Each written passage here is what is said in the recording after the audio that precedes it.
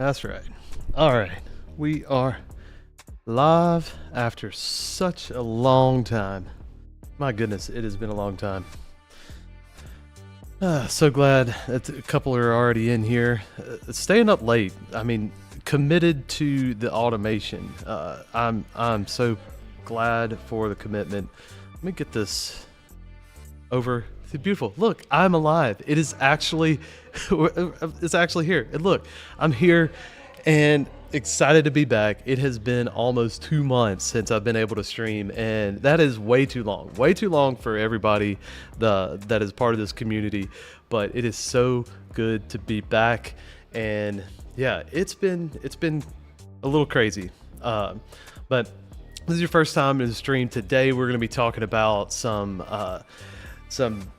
normalizing motion control systems. And if you're not familiar with that word, it's taking what's out in the real world and putting it into the computer program so that you can actually control it. If you've used the S120 system before, you might be familiar with EPOS, and we're going to actually be working with this guy right back there. See, over that shoulder right there. See it?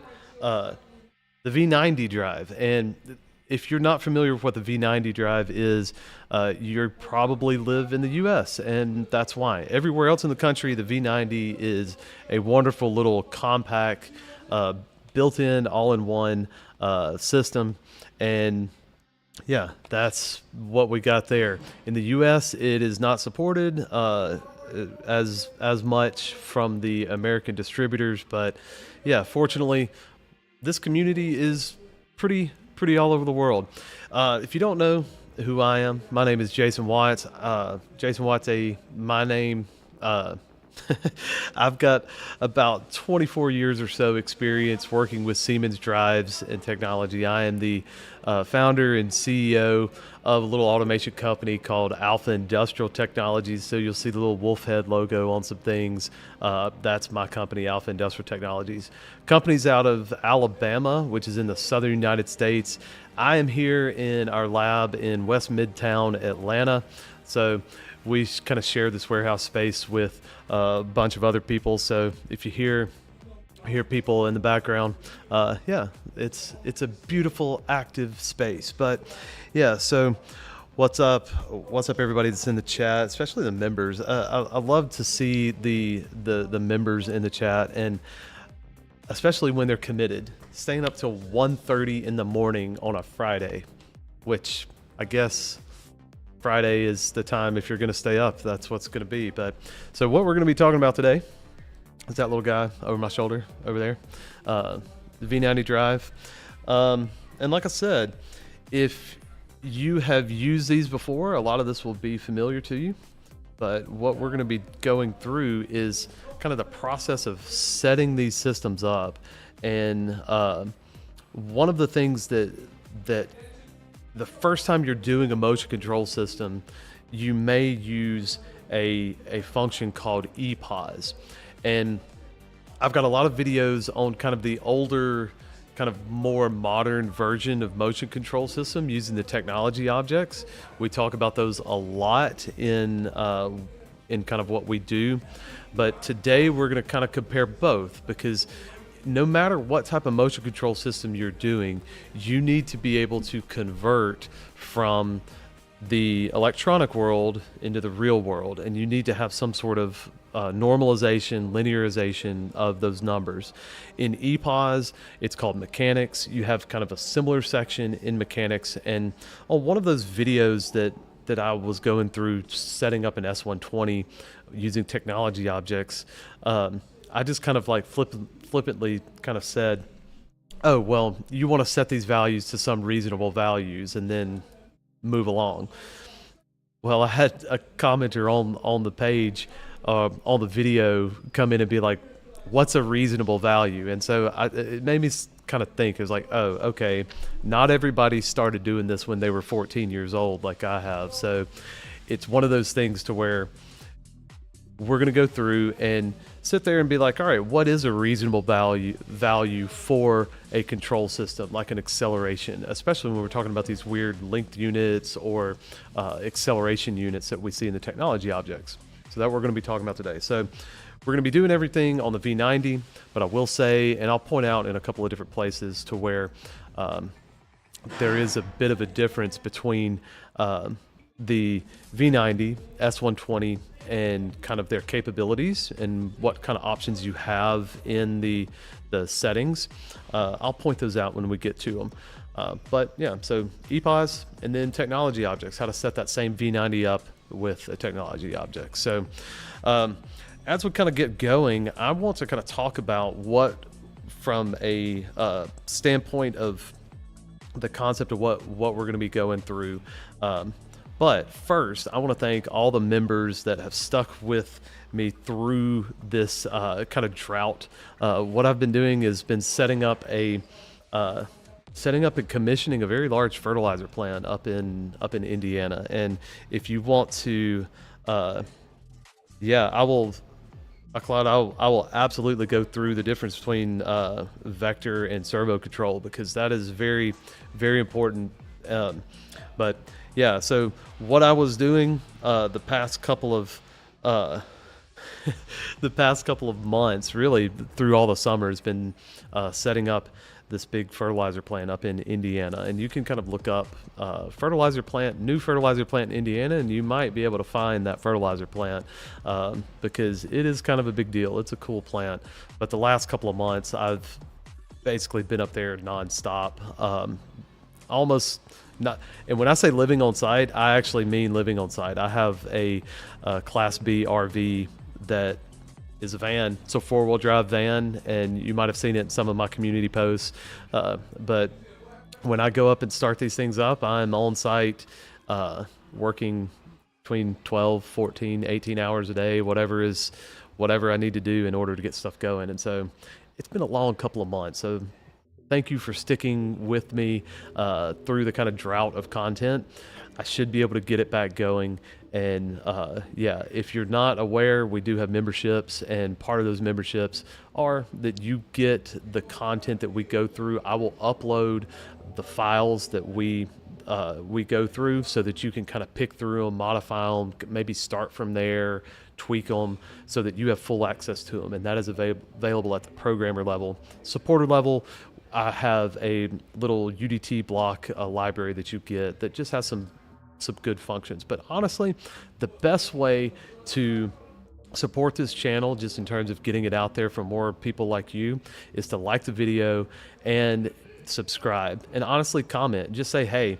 Like if you're here in chat, like Ignatius here, he is one of our longtime people in chat. Just toss your name in chat and say, hey, I'm from wherever.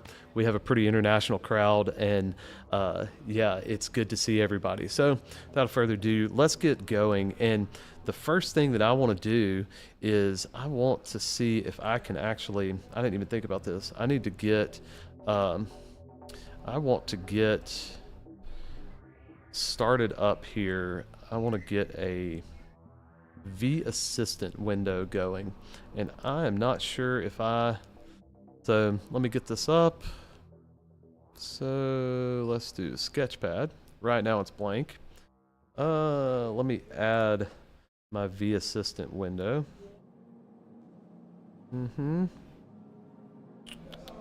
Okay, and that is what I want. And we're gonna put this all the way across here, except no, my face is covered up. We're gonna put this underneath here, and I should be there. So this is VASSISTANT, and VASSISTANT is the tool that you use to commission a V90 drive, the little guy right up there. And as you start this up, you're gonna notice that there is not a lot of options that are available in this system. Let me get my music going on something a little different. But yeah, so this software is pretty simple. It's very basic, but it's a pretty powerful drive system there. And what we are going to do is we're going to go through and start up from our USB connection, because if you do the Ethernet connection, it wants to actually go out and find the device and pull it in online. When you select USB connection, you get the option to do an offline project. So online or offline, we're going to do create a new project, and we're just going to say okay.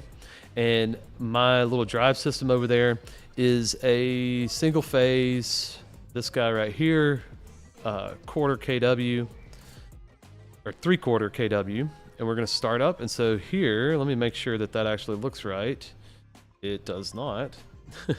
So let me get that swapped over. Dynamics, there we go.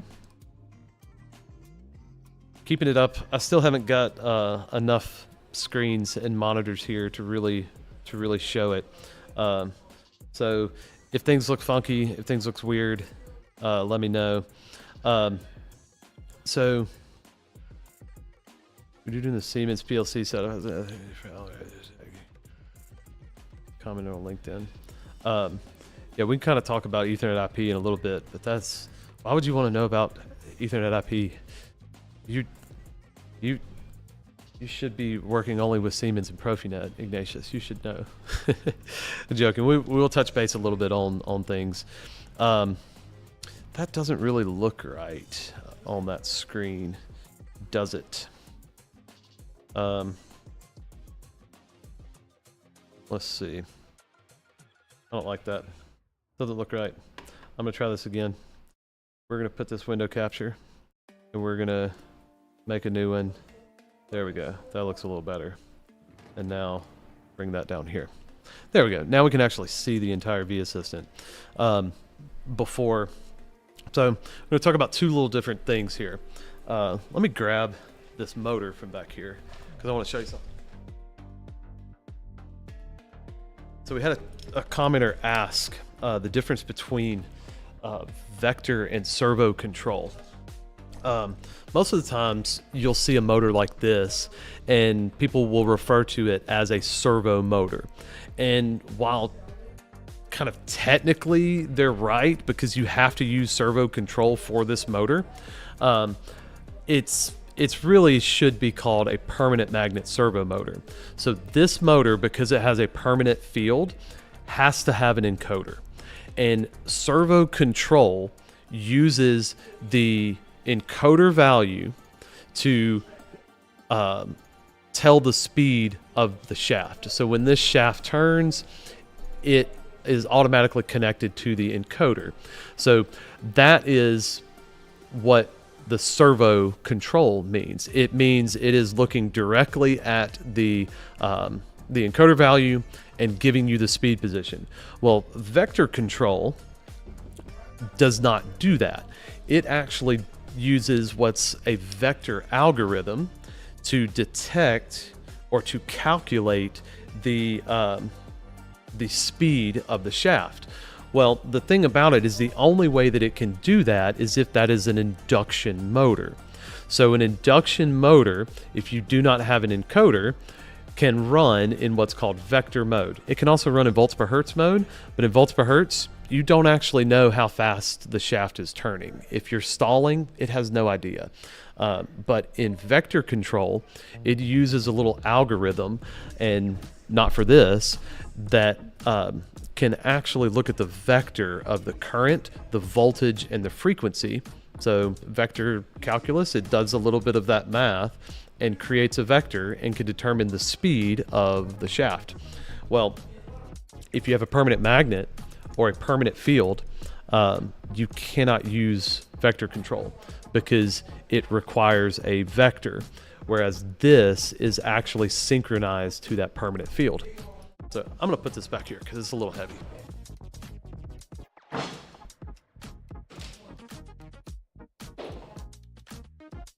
So that's kind of a short and sweet version of the difference between vector control and servo control. So yeah. So for the difference to use a servo motor with vector mode. So this type of permanent magnet motor, you cannot use vector control. But if you have an encoder, you absolutely can use if you have an encoder on an induction motor, so one without the permanent magnets like these guys, you absolutely can use servo control on an induction motor as long as you have an encoder. And what that does is it gives you a little bit better performance because you're not having to do that cycle, that calculation, in order to calculate that vector. And it doesn't really rely on an accurate motor model. As that motor starts to heat up, as that induction motor starts to heat up, it is going to kind of change the characteristics of the motor a little bit. So you're not going to get quite as accurate a speed reading. So permanent magnet servo motors, you cannot use vector control. You have to use servo motors. But on an induction motor, you can use either one. But for servo control, you have to have an encoder. So hopefully that answers the question pretty well.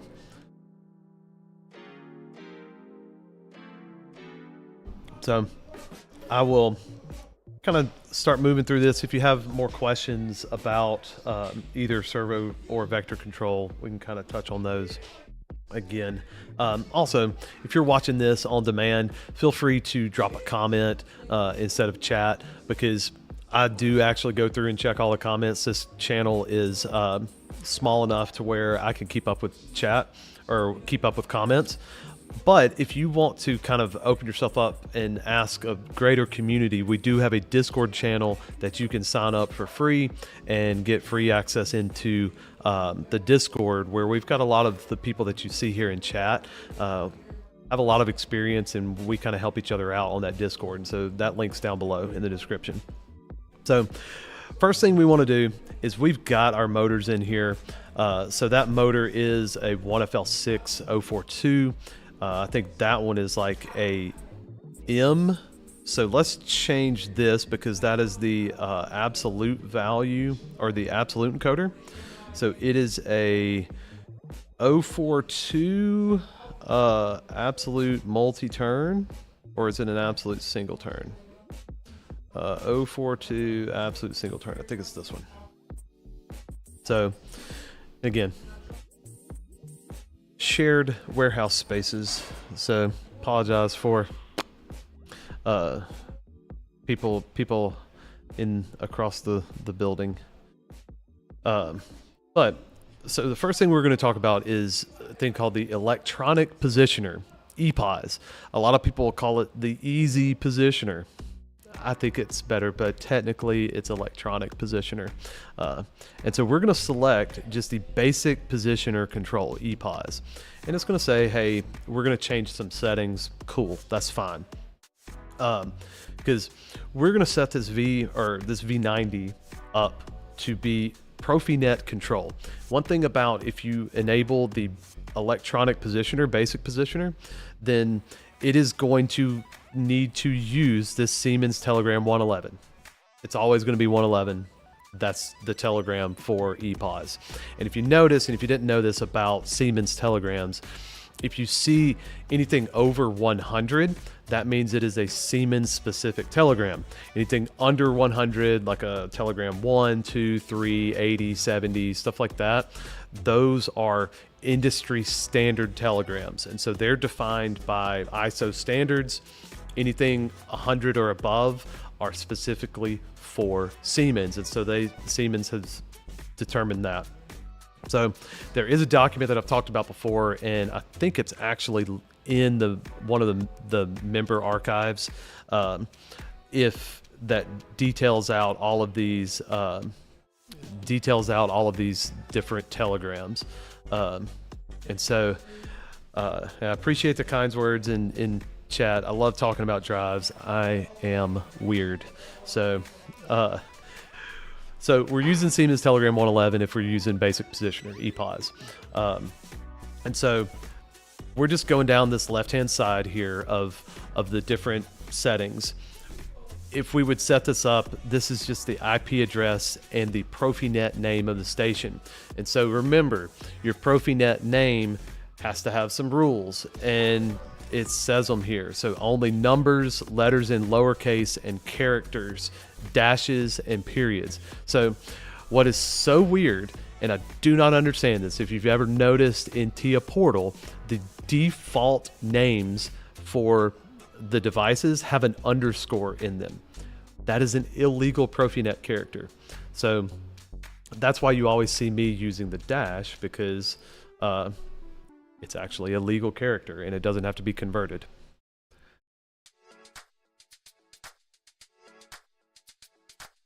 So next thing we're going to do is we're going to go into the parameterize, and this is the meat of the discussion. This screen right here, because in EPOS, everything is set in length units, and length units, so you may not know this, but I've worked as a distributor application engineer, kind of as a tech support for almost a decade. And my customers were always getting tripped up on what is a length unit. And you're like, for me, you start off and saying, well, it can be whatever you want it to be. It's however you define it. And then they would look at me with this blank stare and like, really? That's your answer? Yes and no. The length units are defined as a division or some sort of agnostic measuring unit, meaning it can be centimeters, millimeters, inches, miles, feet, whatever, but it just has to be some sort of length unit. And the reason why it is done that way is because there's no conversions by default in any of these EPOS functions. You are having to set them up in order to convert it. And then when you have some sort of conversion on your PLC program in order to make it work. So this first page that we're talking about here in this is going to be like it is the most important thing when you are working with an EPOS system, because if you change anything on this system, it is going to completely change how you control your system. If you change one of these mechanics values, all of your values from your PLC are now wrong. So you have to set this up properly from the beginning. So what we have here, and VASSISTANT does a really good job of kind of giving you a visual explanation of kind of the different mechanics and what these values are. But basically what you have is an overall gear ratio that's between your encoder, well, I should say asterisk, your encoder and your load. And the reason I say an asterisk, because on this little motor here behind me, a V90 has a built-in encoder. You can't have an external encoder on a V90 system. Not so much on an S120 system. I'm going to show you a little bit of the difference in an S120 system here in a second. But the basic concept is you have your motor shaft and then your load, and there's some sort of gear ratio that is between your motor and your load. By default, it is 1-to-1. So if you're direct coupled to your system, then it would be a 1-to-1 gearbox. Now, one thing to note is that these are integer values. They are not real values. So no decimal points here. So if you want to get these as accurately as possible, because otherwise your backlash is going to be out, your accuracy is going to be all off. And so the way that you can get your gearbox ratio, you have a nominal ratio, which is like 2-to-1. But if you look at your actual ratio, it's going to be like 1.875-to-1. Well, you can't put 1.875 in here. You have to put 1.875 over 1,000. So this ratio, if this was a 1 point, I can't even put in a decimal, 1.875, you would put this in as a 1000, like that. And if you notice, if you change from the default values, the parameters show up in orange. So that's why these values are orange, is they're non-default values. So just one thing to mention when we're going through here. So I have just set up a gearbox. I have say I put like a little 2-to-1 gearbox. The nominal ratio is 2-to-1, but the actual ratio is 1.875 to 1. And so that is how I would enter this. Now, if you're getting like a zero backlash or like a machine tool grade gearbox, if they have an 80-to-1 ratio, it is 80-to-1, and they have mechanics in there in order to correct for the backlash, but those are much more expensive. So that's kind of the easy part. Now the second part of this length unit per revolution can be very different based on your actual operational, like what you have here. So what I'm going to go through, I'm going to try to pull up I'm going to pull up Paint and see if I can get that going. Yep. All right. And so there's kind of basically two different types of mechanical systems.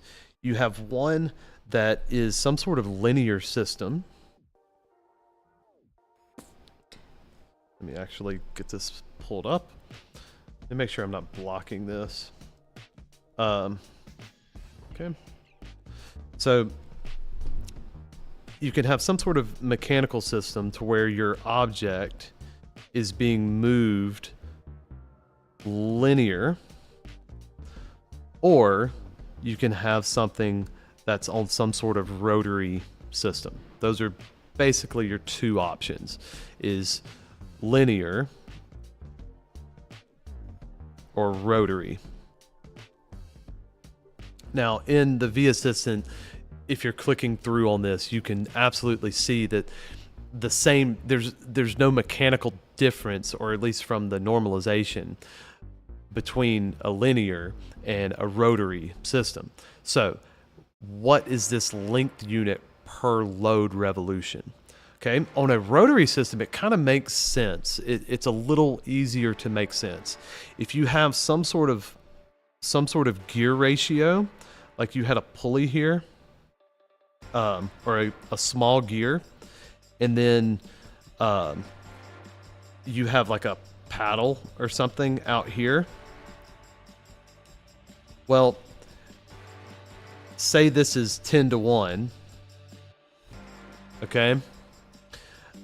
Then every 10 revolutions of this would be one load revolution. So this big, large value is a load revolution. Okay, kind of makes sense so far. That is a load revolution. Well, what you are going to define is how many length units are on this load revolution. Okay, think of the length unit as the resolution of your overall system.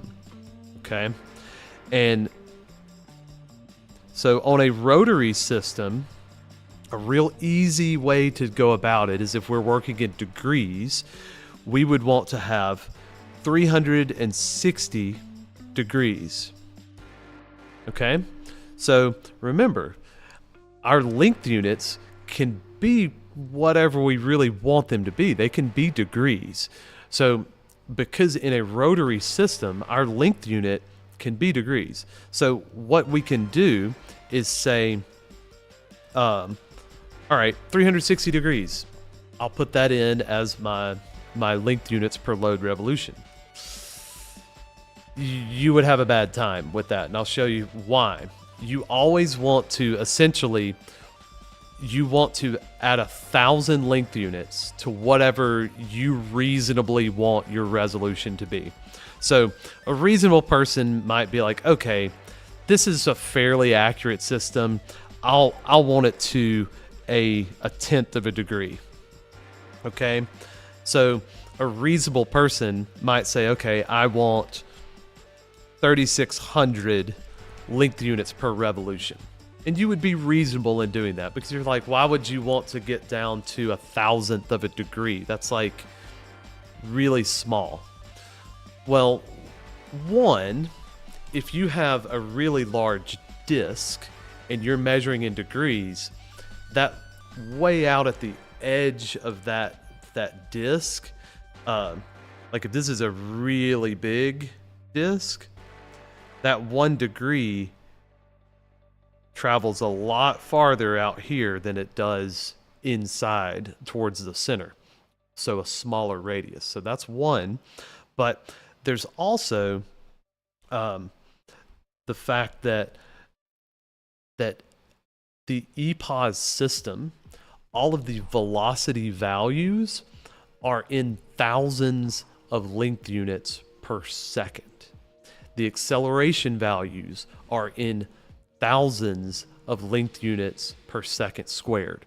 So all of the values are the minimum value that you can put in for a length unit, not length unit per second, length unit per minute, because these are minute values. The minimum value that you would be able to put in would be 1,000. So if you wanted to run slowly, you would not be able to, and your resolution would end up being very small, or very large, I should say. The steps between those length unit values would be very large. So as a word of advice, take your reasonable value, which reasonable in this case would be 3,600, and add 1,000 to it. Looks totally unreasonable, but it kind of is. So we're looking at 3.6 million length units per revolution, per load revolution. And you're like, that is ridiculous, Jason. Why would you, like, just trust me. Just trust me, man. Just trust. I wouldn't lead you astray. So got a couple questions. So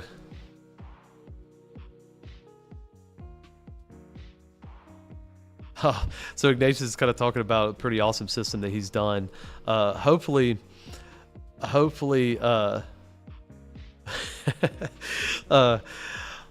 this is one of those useful live streams as well too. I love giving out this, and yeah, I actually, over the past, in my travels, Ignatius, kind of to your point about giving stuff out for free, somebody kind of criticized me for doing that. And one of the reasons why I do this, and I told him this, and he's very wise. He was like very, very competent, but he's like, you don't need to give this stuff out for free.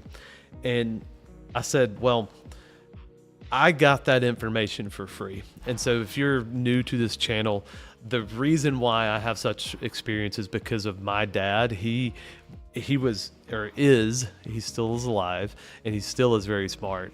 But he was able to start teaching me at a very young age these topics. And so I don't feel like I have like a really exceptional like thing, but I do have an exceptional opportunity because of his, like he gave me. Well, not everybody has those mentors, and not everybody has those, but most people, or a lot of people, have YouTube. And so most of you guys are in areas that you may not have a lot of support. And so hopefully you will be able to use this information to better your career, better your life, and better the lives around you. So that's why I give this stuff out for free. So like Ignatius says, absolutely, like, pass it on. The more good that you put out in the world, the more we all benefit from it. And so yeah, that's why we do this. So kind of back to what talking about this rotary system. So we have this gear ratio down here. We have this gear ratio, and then it kind of makes sense in terms of degrees. Well, when we start talking about a linear system, it might not quite make as much sense. Let's talk about this same system. Say this is a turntable system here instead of just kind of a rotary disc type thing.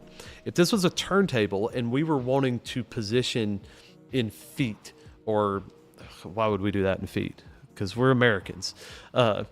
Say we wanted to do that in millimeters, and we wanted to actually, we would have to input the number of length units in millimeters on that circumference. So we would have to, at some point, bring in the circumference.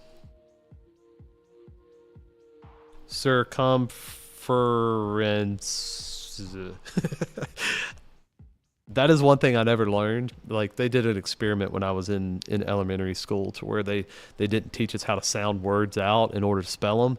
And so that's why I don't know how to spell. And I'm 38 years old and I still don't know how to spell. But we're going to have to take the circumference and say this is a, whatever the circumference around here is 12 inches or 1,200 millimeters. Maybe that's a better value, is the circumference of that circle. Well, what we would do is we would say, all right, 1,200 millimeters is the length around our revolution. And so we could absolutely go through and say that. Well, let's look at that from this linear standpoint. Well, if this was on a conveyor belt, let's go back to this. If this was on a conveyor belt over here, and let's just say it was 1-to-1 ratio, because the ratio doesn't really matter. Just know that your load revolution in this case would be here. And so it's this circle. If our shaft is attached here, then one rotation of our overall shaft, our load shaft, taking into account that gear ratio, how far is that going to turn, or how far is it going to move? Well, guess what? It's the circumference. So one rotation of our axis is going to be the circumference of our, in this case, our pulley, our drive pulley here. So as we kind of linearize that motion out, we stretch that out into from being wrapped up around that circumference, you stretch it out onto the length of that this pulley up here. So that's how you can make a linear system out of a rotary axis. So let's flip back over and look at kind of the different types that we have here. Let me get this swap back over. Is it this one? Yeah, it's this one. So we have that we're looking here. Right now we have a ball screw, and if you're not kind of familiar with what the ball screw is you have a your motor is going to be on a shaft, and on that screw, think of a like a bolt. The bolt has threads going through it, but these threads are a specially designed thread, and so like I think I have like a nut and bolt back there, but actually I think I have a ball screw set up back here. I think I do. I could go get a ball screw set up, but I think I have one there. Hold on one second. Let me just check over here on the shelf real quick. I'll be right back.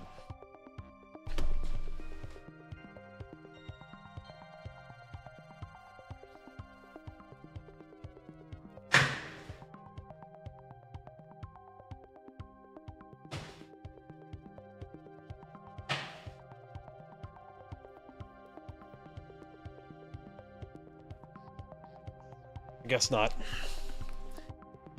I guess not. But anyway, so think of like a bolt with a nut on it.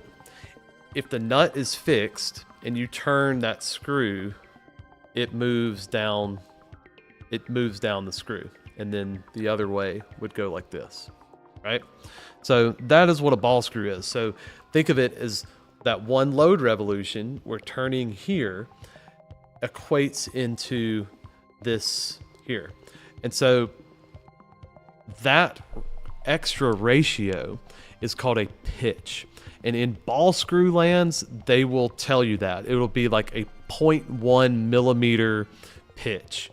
And that 0.1 is how many millimeters one rotation turns that. And so that's an additional gear ratio that you have in there.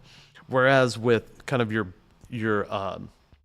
belt, your belt setup is kind of like a negative gear ratio, or not a negative, but like it's an accelerating gear ratio, because as you get further away, we talked about the distance that it moves per degree gets bigger. So it's kind of like a lower gear ratio. So you're actually lowering your overall. Well, with a ball screw, you actually increase the overall ratio, because now you have a 10-to-1 here, and then that 10-to-1, each rotation of the one only moves 0.1 millimeters or 1 millimeter or 10 millimeters, whatever it is. 0.1 would be an like really small or really like powerful gear ratio on it. Now I'm thinking about it, most of them are 10 millimeter and 20 millimeters. So you're looking at 10 and 20 millimeter moving in one rotation. But that's all just based on the speed that you're wanting, the linear speed that you're wanting to use.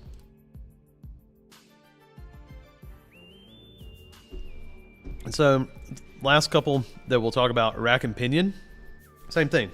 Or not the same thing, but it's very similar to a ball screw in terms of that is, or I guess I should say a belt pulley, is you have the number of teeth on the pinion on that rack. As it goes through, the more teeth, the more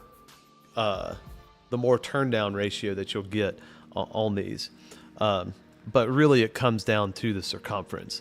And so like those are like locked in. Those are locked in. And so as it turns, it's going to move back and forth. That's how old school cars, rack and pinion steering, which talk about like being connected to the road, rack and pinion steering, that's what that is. And so the amount of linear travel from one rotation of your pinion, that's what that is here. And then roll feeder is kind of the same thing. You're pinching, you're moving a roll feeder that way. If you notice though, none of this is changing. It's again all based on the converting that circumference, that rotary motion, into linear travel. Okay, so we talked about this over with the what's it called?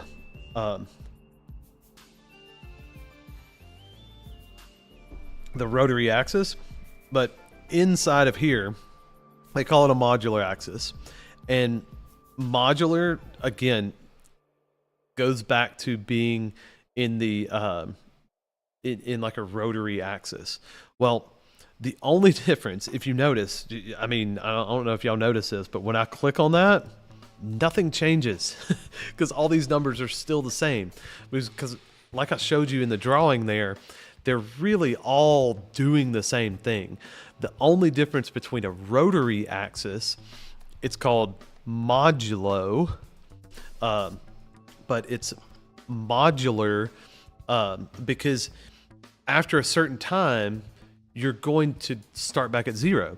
So like if I have a wheel, eventually you're going to be back to zero. So like 360 degrees, you want to go back to zero. Well, you can set a rotary axis up for it to never roll over.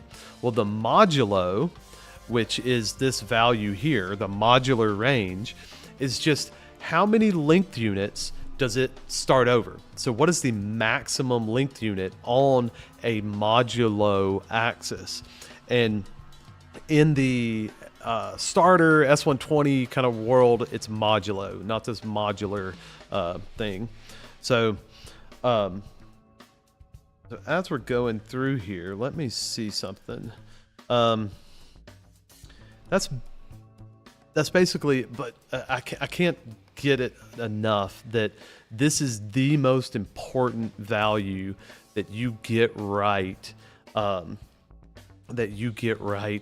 Before you do anything, because if you have to go back and change these, it changes everything.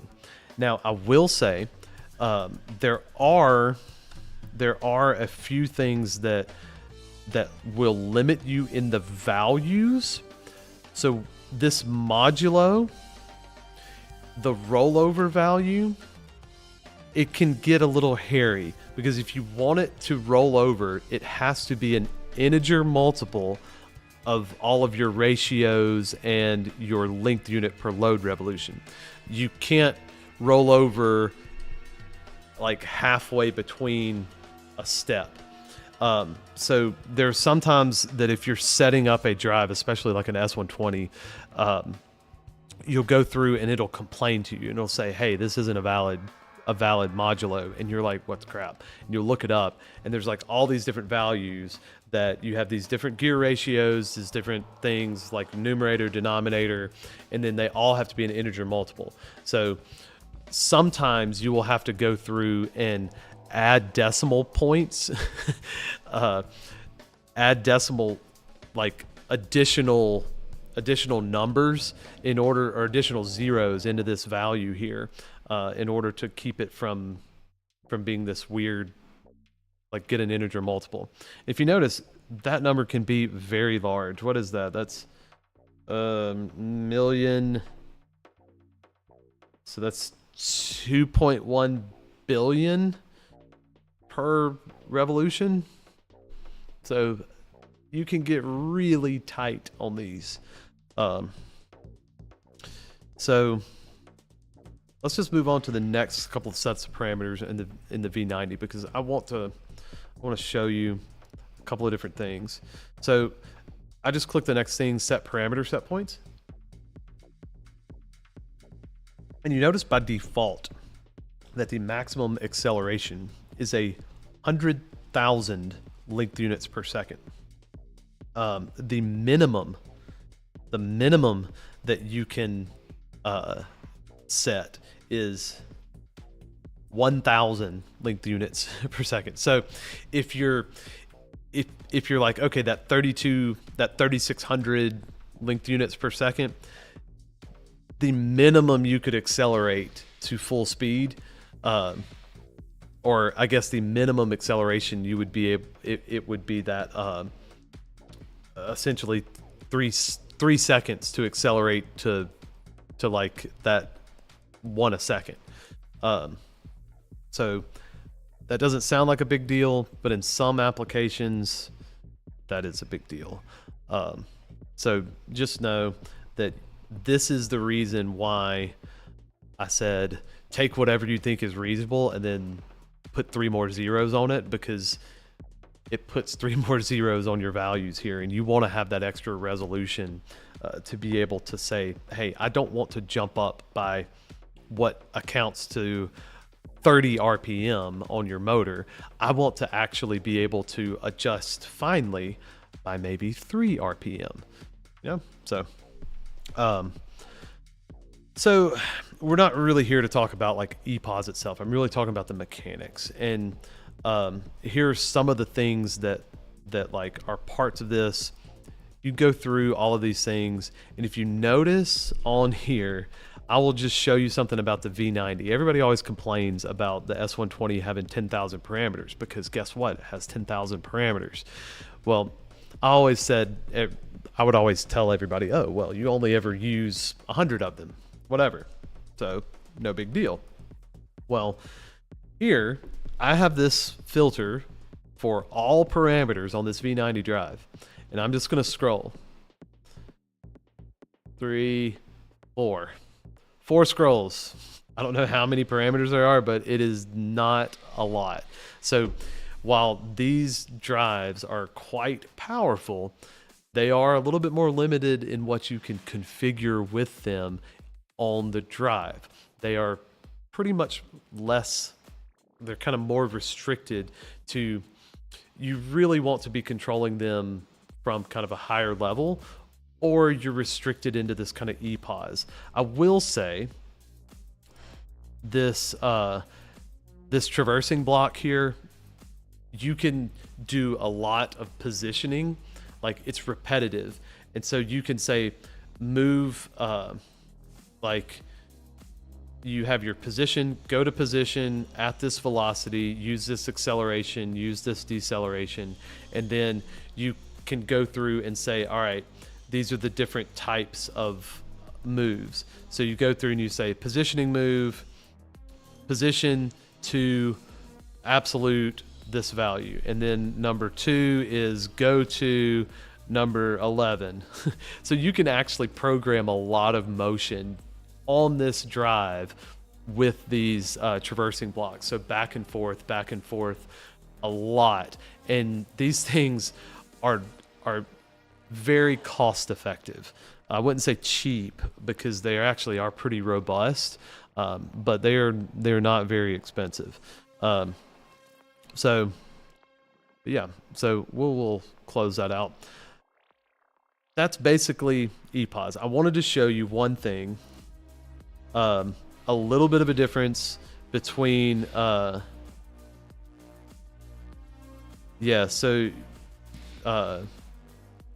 absolutely the traversing block can do some really awesome stuff. Honestly, I know of a couple of automotive manufacturers that make some pretty intense engines and they have yeah, Lucid, I was just kind of doing a brief explanation of the traversing blocks, and kind of over here in the South, there's a company that makes pretty large engines, and some of their equipment is just using traversing blocks because it's pretty accurate, and what they're doing gets kind of reset on the ends, and it's using all basically their PLC is doing is just kind of monitoring the light curtains and all of that, and then they let the drives go through the traversing block tables, and if there's a problem, it goes back to this, there's a go-to function, and then it's kind of just handling that traversing block. So very powerful thing. But I wanted to flip over and see if I could get starter showing here. Yeah, I can. So I have, again, I didn't want to show too much or go too much into this, but I did want to show you that there's a little bit of difference in the EPOS on the S120 versus the V90. The V90 has a max speed, and so your max velocity is automatically set, and so that's why you don't see this value here in VASSISTANT. But in the S120, you can absolutely set a maximum speed that will break your motor, and your drive will absolutely do it because it says, hey, you're using an S120, you know what you're doing. You're using the best drive on the planet. So we know you're not going to put in 4 extra zeros into your value, and then it actually runs a 3,000 RPM motor at 30,000 RPM. You would never do that. I definitely would never do that. Right. I'm indoors, so I'm not going to get struck by lightning, but I've absolutely done that. And it just takes one wrong value or one too many zeros in this max velocity, and all of a sudden you get this like sound of something taking off really fast, and it is kind of terrifying when you're paying for that thing. So yeah, be sure to go through the process and back through whether or not these are reasonable. And whoever made that comment on it, thank you for it, because I just take for granted the fact that I've done this enough times to where I'm like, okay, I know what a reasonable value is to put in here. Well, back your way through all the way back to motor RPM and do it manually. Do it with a broken microphone, a pad, a pen, paper. You probably want to use a pencil at least the first couple times, because otherwise you're going to be like scratching out and all this stuff. But you want to back through from your mechanics and say, okay, if I have, what is 30 in this case? What is, so this is 30,000. So this is 30 million linked units per minute. What does that equate to on motor RPM? Okay. Fortunately, RPM is rotations per minute. Okay, cool. Well,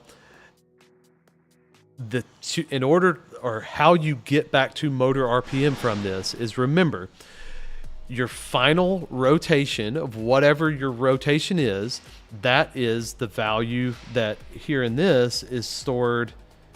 Position control mechanics. We're going to open this. It's this value right here. Nope, I lied. It's right here. So this value right there, the linked unit per load revolution. So if you're 1-to-1, this is how many linked units per rotation.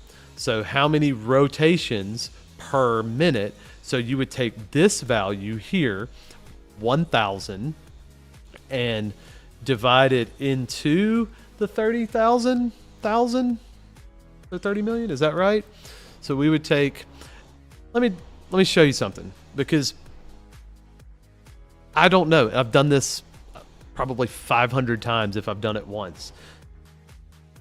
I don't ever try to remember stuff and remember equations, and I'm going to show you a quick way of using the units in order to be able to kind of figure out how you need to do this. So we're going to come over here. This tap here, Control A. We're gonna delete everything, because y'all got all that, right? Y'all got all that? Yeah? All right, because I'm deleting it. Redo. All right, so in our example here, we have some numbers, right? We have a selection tool, not a brush. 30 million linked units per minute. Okay, right? How do we convert that into RPM, rotations per minute? Okay, so what we want down at the end is rotations per minute. Okay, well, we already have the minute, so we're not going to mess with the minutes. But that linked unit, how do we get from linked units to rotations? We have that linked unit per rotation. So we want to be able to cancel out this linked unit. So we had that value that is 10,000 linked units per rotation, right? And so now we can cancel out this, and then that equals the correct rotations per minute. And so we would divide that 30 million by 10,000. So that's 1, 2, 3, 4, 1, 2, 3, 4. So that's whatever that 30,000, or sorry. So we're gonna mark off 4. So it's 3,000 RPM, right? So we just go blah, blah, blah, blah. blah, blah, blah, blah. It's 3,000 RPM. Rotations per minute. And it's almost like that was planned. It's actually, because that's just the default values. But so that sets a maximum value of 3,000 RPM. Well, what if we had changed that value and our length units were no longer 10,000 length units per minute? Well, watch, I'll show you something that can get you into trouble. You go in and you say, all right, I've got 3,000 rotation, like RPM. I'm good. All right. Well, that was 1-to-1. That was a 1-to-1 ratio. Well, what happens if you go through and set this value, your length units per rotation is still 10,000, but then you change your gear ratio and you have the same value here. Well, what happens is you might end up putting in a gear ratio of, say, 10-to-1, and all of a sudden you have 30,000 rotations per minute. And that's a problem. And it's all because you put in a gear ratio. So remember, as you're going through this, you need to kind of have a sanity check of, okay, this 10,000 length unit per rotation doesn't change. I have 10,000 length units out here. And now if that takes 10 rotations, then you're going to have a 10 times faster gear ratio, or 10 times faster motor RPM in order to get this 10,000 length unit per rotation. And again, all of this is in length units. It's not in RPM. And so the drive will attempt to go however fast it needs to go to meet this 1,000 length units per rotation. And so if you go in and you add in a gearbox, be so wary about the default values, because you will likely have limits that are faster RPM wise than you actually want. So in this case, as long as we're 1-to-1, then it doesn't really matter. Yeah. So as long as it's 1-to-1, you're good. But the second you put in that gear ratio, because the 10-to-1 ratio, and you always have to think about it, it's like, okay, is this going to speed up? Because this is fixed. That's fixed. So is this going to speed up? It takes 10 rotations in order to get the same speed. So it's going to speed up 10 times. In my example before, the 2-to-1 ratio that ended up being 1.875, you would have to put that ratio 1.875 to 1,000 into this calculation. Okay, so it's getting a little cluttered up there, but just always, if you have a gear ratio, work it out. Work out this calculation, because it will save you a motor, it will save you a mechanical system, it might even save a life. So because when you're putting in these things into your EPOS blocks, these are the limits, these are the catches. And if you put in a value that's too fast, the position controller will absolutely try to just go, and it'll go. So one thing as well that I will say about that is you can set in, I think it's like parameter, I can't remember what parameter it is, but there is, maybe it's 1180, something like that. That's the motor maximum RPM.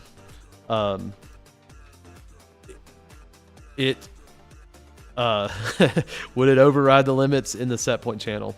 So unfortunately there's a maximum motor RPM that by default is set to like 21,000 RPM, something like that. And so if you don't go in and set that down in a position controlled system, those values are meaningless, because it's going through and the position controller is calculating based on these length units, and it will take off. And there's even, I think, a warning in these limits. No, maybe not.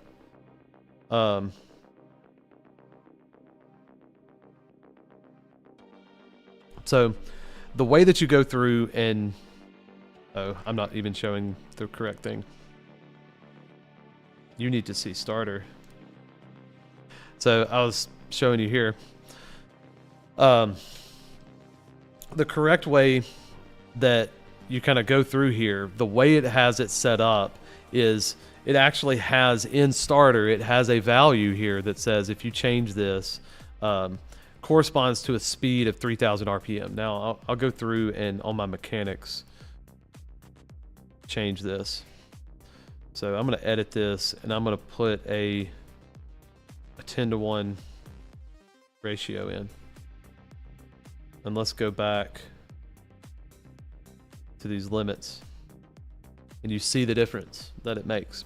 So there is a value here in starter that it is showing you. But here's the thing.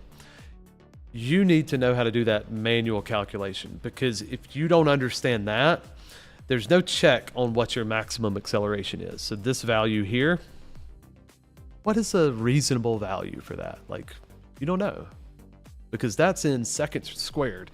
So you have to convert down into because most people, when they are working with the acceleration, they have an acceleration time. And in Siemens world, in like a vector control drive, it's the number of seconds from 0 to max speed. And you can use that same thought process. So normally, say you set it to 10 seconds. That's pretty easy number to deal with, because it's just a number of 10. So you would take this 3,000 RPM. So this 3,000, or in this case right now it's 30,000, but the 3,000 RPM would go to, you would sit there and, what am I trying to say? You would convert that to seconds, rotations per second. So you're getting it into seconds. So you would divide those minutes by, so you would divide that value into seconds, because this is per second. And right now it's per minute. So 60 per minute, you want minute, there's 60 seconds on the bottom. You would divide by 60 in order to cancel out the minutes. And so that's how many rotations per second. Well, in your whole acceleration, how fast do you want to accelerate to your max speed? Okay, say it's 10 seconds. Let's just say we want to accelerate to 1 second. What is a 1 second acceleration to, in this case, 30 million length units per minute?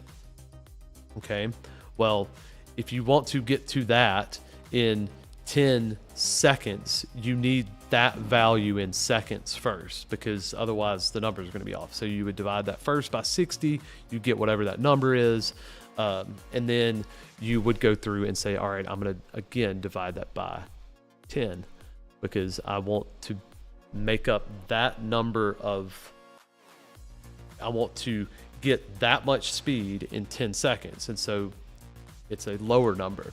If you were 1 second, if you wanted to go from 0 to max speed in 1 second, you wouldn't have to do anything. You just convert it to seconds, and you want that. So whatever that value would be. Same thing. And when you're talking about what's reasonable, I guess there's one thing that you need to kind of like have an experience with how fast 2000 RPM is. And for like a, in non-US countries, like, so if it's 50 Hertz, if you're in a 50 Hertz country, then you kind of don't really ever experience 2000 RPM on a regular basis unless you're using permanent magnet motors or something like that, because you're only experiencing a maximum speed of 1350 RPM. So for me, when I go through and think about what is a reasonable speed, I can think about, okay, I've seen 2000 RPM. Is that in my system gonna be fast? And it sounds like, oh, is that too fast? Yeah, I think it's too fast. But it kind of is a little bit of gut feeling on stuff, because sure, you have mechanical maximums. The motor maximum usually is not the motor is not the thing that's going to break. It's going to be your mandrel or your chain, or something's going to fly across the room, and like that's going to be what breaks. And so you need to have a little bit of experience to know, like, hey, that is really fast. That's scary fast.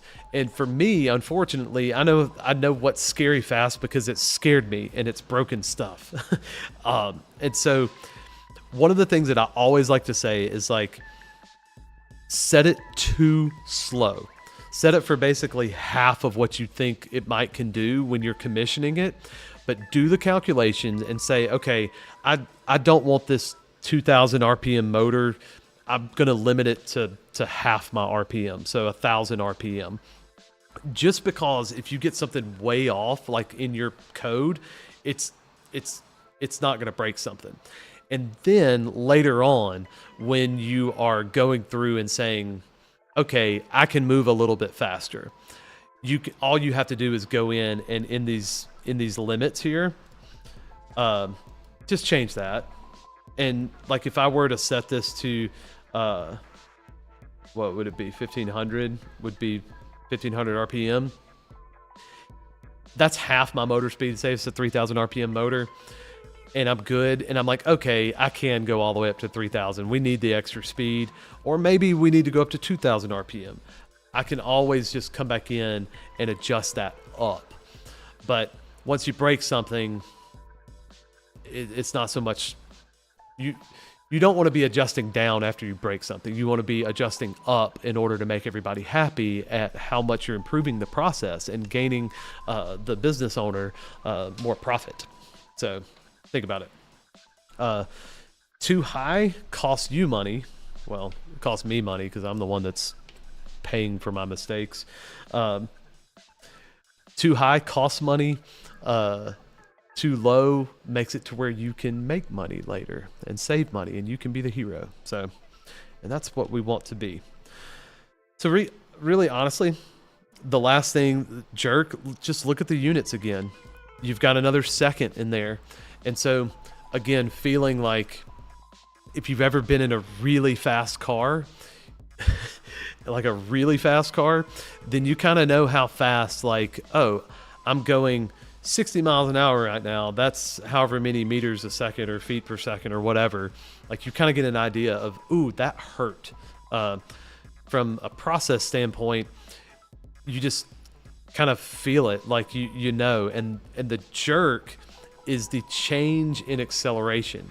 So if you are accelerating from nothing to some sort of really strong force, like how fast is that going?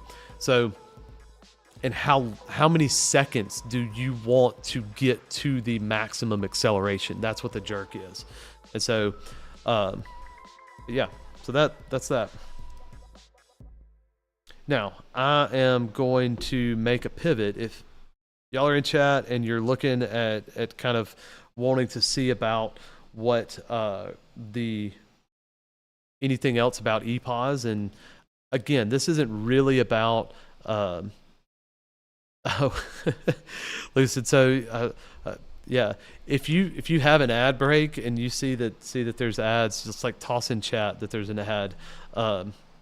I don't know how many ads are on there, but watch the ads or get YouTube Premium because, yeah, I paid for a McDonald's meal for 2 last month with the YouTube ad revenue. It's really making a lot of money. But I gotta get some music back on here because gotta keep it moving, gotta keep it going because we're about to shift. If nobody has any other questions about EPOS, we will get moving into the next thing, which is technology objects. And the cool thing about let me pull up, because we're going to use a technology object, and EPOS is using the built-in positioner on whatever drive you're using. Let me get this one pulled back up. And so we've been setting up this V90 drive.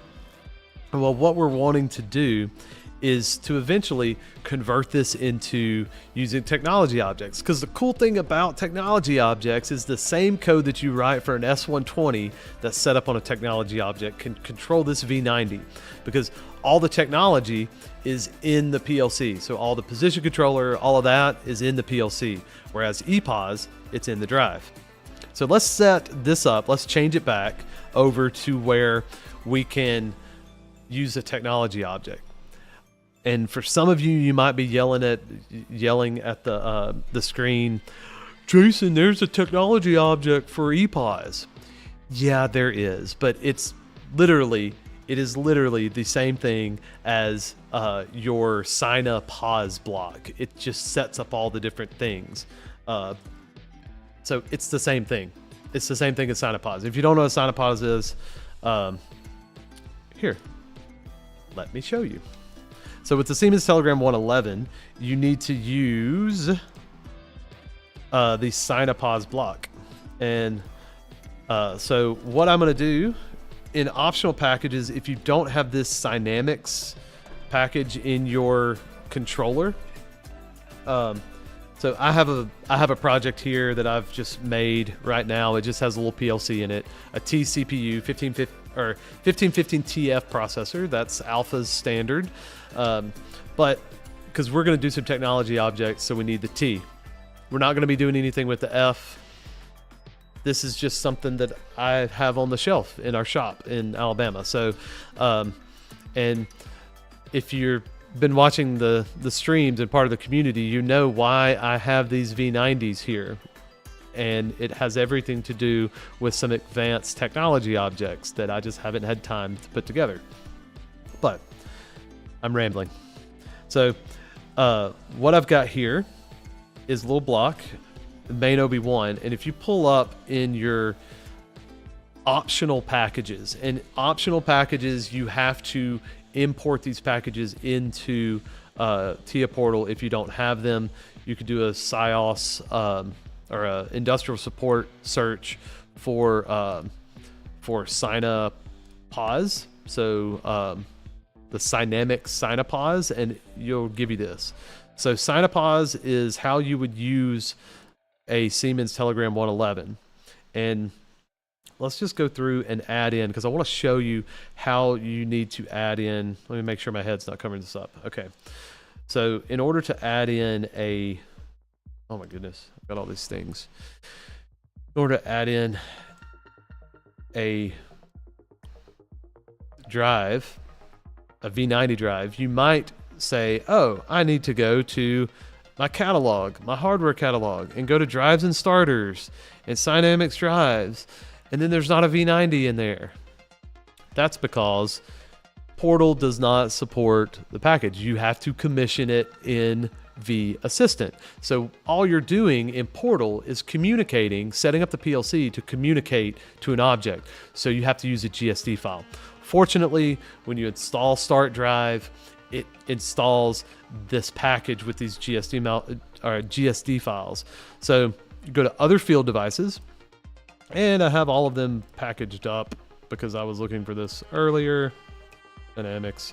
So Other Field Devices, Profinet, because this is a Profinet version V90, drives, Siemens AG, Cynamics, and it pulls up all of the GSD files for Cynamics. And if you notice in here, there's like DC Master controlled by CB20, which I don't know if you can see it. That's what that is. A DC Master. You've got GSD files for G130s, medium voltage drives, blah, blah, blah, all this stuff. S120s. Why would you need all this stuff? Because you programmed it in Start Drive and you just want to bring it into Portal and you don't want it, or Starter, and you don't want to bring it into Start Drive. Well, down at the very bottom, there is a V90 GSD file. And now remember, you don't necessarily have to have the exact same firmware version because this is a GSD file. I haven't checked because I think these are like a version 1.04 or something like that. But you just drag these in, drop it, assign it to the controller, bam, bam, and then you would change this to whatever that Profinet name you downloaded onto that drive. So we'll just leave it like that because for some reason this has dashes instead of an underscore. So an underscore here, dashes. Because remember, underscores are illegal Profinet characters. So here's the big thing, Lucid, in the difference between the V90 and the S210 is in the US, they're basically the same price, and you are getting a little bit more technology out of the S210. And the reason they are the same price in the US is 100% because of tariffs for Chinese-made products. The V series drives are made in China in a German regulated plant in China for the Chinese market. So there's like a 25% tariff on it, and so overnight they're basically the same price. So S210s are supported in the US, where V90s are kind of your go-to low-cost drive everywhere else in the world. So we've got our drive imported here. We are gonna go and we're gonna set up properties, general, Ethernet, with these, blah, blah, blah.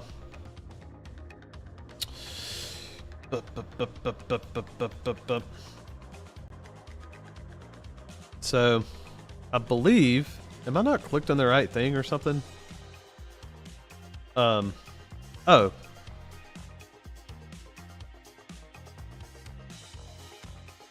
Why did I not look this up?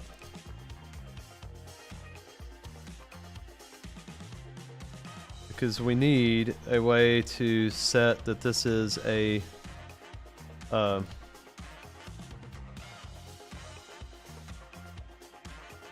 Telegram 111.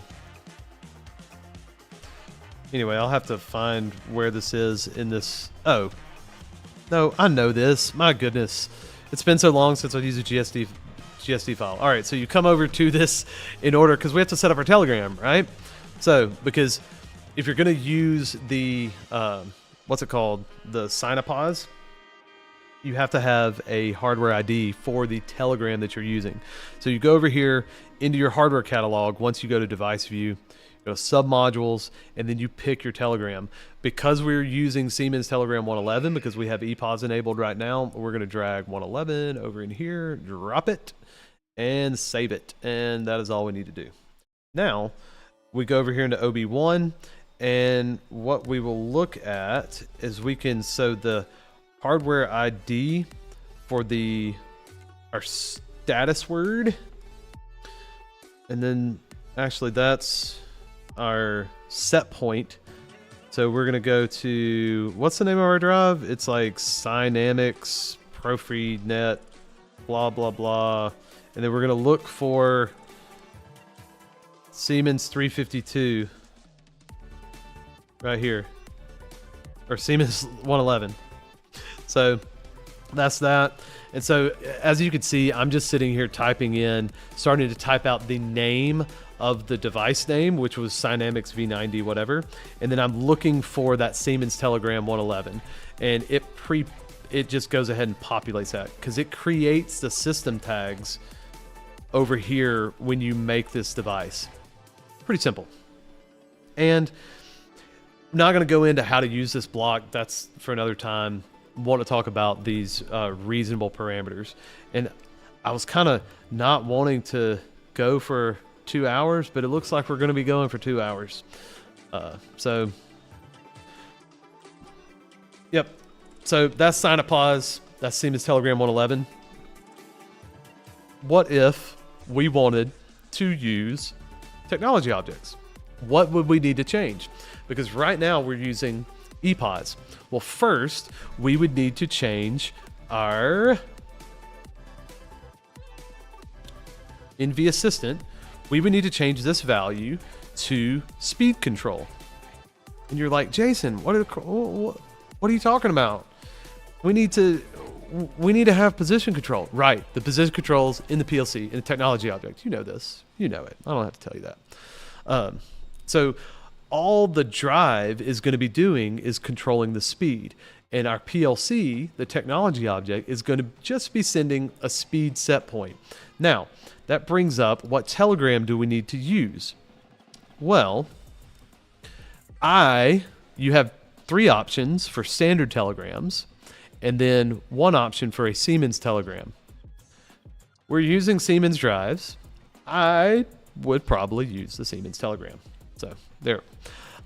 There is 1 supplementary telegram that you have here, which is 750, which is additional torque. So you can do torque control. Use the MC torque control block. You have to have this 750. But again, we're not going to talk about that right now. So save this, download it if we were in a system. And now that's communicating via Telegram 102. Honestly, this is kind of like our normal set points for like maximum speed and ramp up time, all of this stuff. If we're using a technology object, we do not want the ramp function active because there's a ramp function in the technology object. And if we enable the ramp function in the drive, all of a sudden you're going to get 2 ramps trying to follow each other, and it's just not going to work. You'll get following errors and standstill monitoring faults. You'll get all sorts of stuff, and it's all because of that. So we've changed it to speed control. We've set it up as a Siemens Telegram 102, and we have parameterized it without a ramp function. We'd go through and like do an auto tune and all that stuff, but that's not what we're talking about today. So let's go back to our portal. So we've got portal here, and we're using technology objects. We're not using this old EPOS, so get out of here. And I'm gonna move my head down into this corner. Is that okay? Is that okay? Is that okay? That's good. So now, do I point up here or that way? That way. It's weird because like my thing is reflected. Anyway. Let's see. Portal. So now, how do we set up this system? Because we just set this up to work in EPOS. So, and remember, we changed that telegram. So I'm going to go back to the drives and network. And if you're in the network view, you can click on it, click device view, or you can just select the V90 from here. And we want to open back up our hardware catalog that I did. I want to go and select that Telegram 111. I'm going to delete it. Okay. And I'm going to select my Siemens Telegram 102 there we go. That's it. So now let's blow through, and we've done this a couple of times, but I want to go through and set up a technology object to control this drive. We're going to name it our axis 1, and we're going to do a motion control. We're going to do a positioning axis. Okay. And again, I'm blowing through this. If you need to go back, slow down, watch it again, you can. But also, I've got a couple of other videos that you can check out on the channel that have to do with a lot more of these technology objects. I wanted to get to a very specific point to kind of compare the two linked units conversations and talking about these reasonable values. So again, we're gonna go through hardware interface. We have a drive. We're going to select the drive. It is in our Profinet IO system. It is this Dynamics here, and drive object there with a telegram, and bloop, everything's good. Yep, kind of. So because we had everything set up, it knows the encoder that's in that 102 data exchange. That's all set up normally. Now, this is important, and it's important, you know it's important, because the Germans put an exclamation mark on this. Very important. So normally, as long as you don't mess with this parameter, I think it's like 2003, then this just works. It's the default. So don't mess with that parameter over here in VASSISTANT. Let me see if it's even set over here.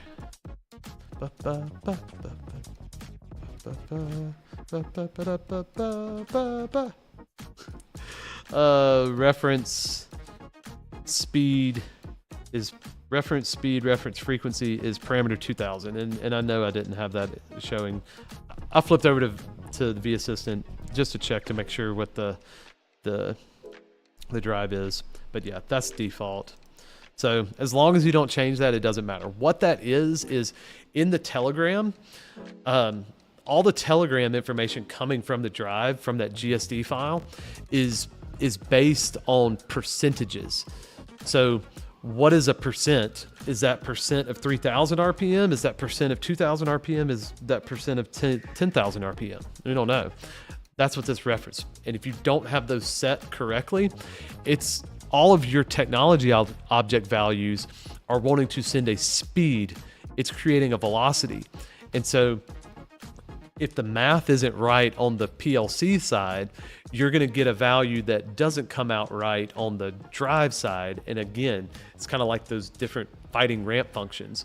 The PLC is thinking that you're going to be running at a certain speed, and it's going to go all over the place. It's not going to work.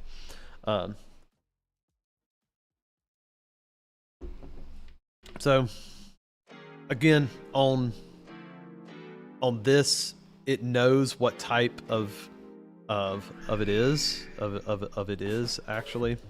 Does it? Does it? It does. It does.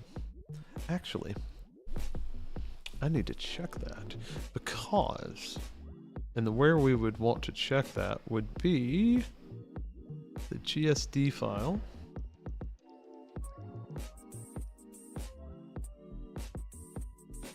I think it's one of these. So let's see. Ooh.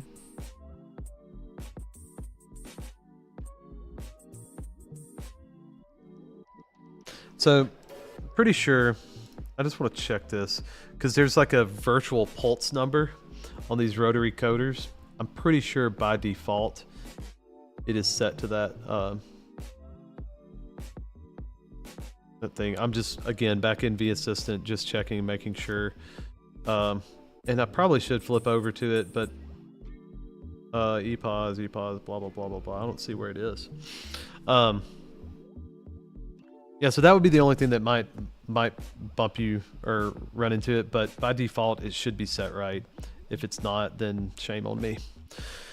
This 2048 and this fine resolution I know is by default 11. So let's look at the mechanics, because that's the whole reason we're here. We're not, I've never been distracted before in my life. That was the first time ever. Can you believe it? So what we have here is something that's very, very, very, very similar to what is we have in our other system. So we have our motor revolution, load revolutions, okay? But we do not have a length unit per revolution. And you're saying, Jason, what? Yeah, we do. That's millimeters per rotation. That's length units per rotation. No, that's millimeters per rotation. And it matters. And where does that come in? It comes in basic parameters. So very up at the very top, you have to say, is this a linear axis or is it a rotary axis? So going back to where in EPOS, it's just length units. It doesn't care. Like there's no settings that change really when you do that. You're having to handle everything. Well, in the technology object, you're not quite having to handle everything. And so in this, you're saying, okay, I have a linear axis. So it's some sort of like lead screw type of setup, or it can be basically the difference between linear and rotary. Linear is measured in units of length units. Rotary is measured in degrees or radians. You can change them up. So in our linear system here, we either have a ball screw, a rack and pinion, or we have some sort of conveyor belt that has a package or something sitting on top of it. And so that's linear. Well, we come down here and we can go through and say, all right, our position is going to be in millimeters. Cool. Our measure of velocity, millimeters per second, or do we want to change it to something different? Miles an hour. Do we hate ourselves? No. So you can absolutely go through and make your life miserable by mixing units and stuff, but please don't. Like just pick millimeters or whatever like makes sense on your accuracy. If your process needs like an accuracy of like 1/10 of a millimeter or something, use millimeters. Don't use like 1,000th of a or a 10,000th of a meter just because you want meters of seconds or meters per second. Like if you want meters per second here, there is an option for that.